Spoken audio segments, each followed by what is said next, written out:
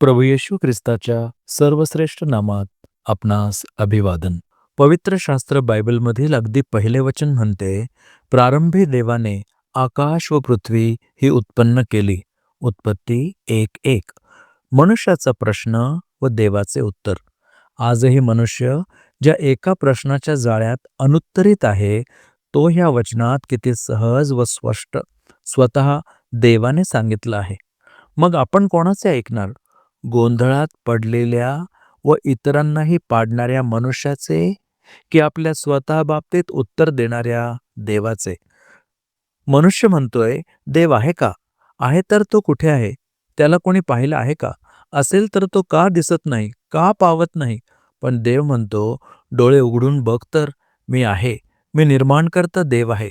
फक्त पृथ्वीच नव्हे, तर आकाश उत्पन्न करणारा देव आहे.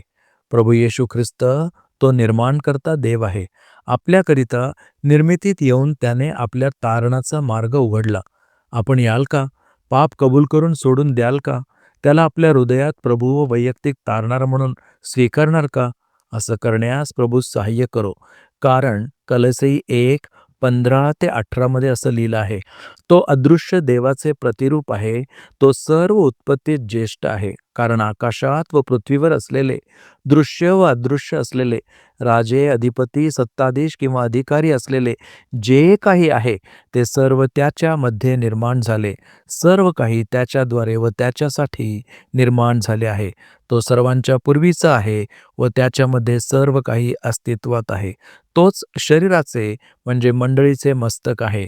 तो आधी मृतातून प्रथम जन्मलेला आहे, अशासाठी की सर्वांमध्ये त्याला प्राधान्य मिळावे. आमेन. आपण ते प्राधान्य देणार का? ख्रिस्तास्तवा खाली वरी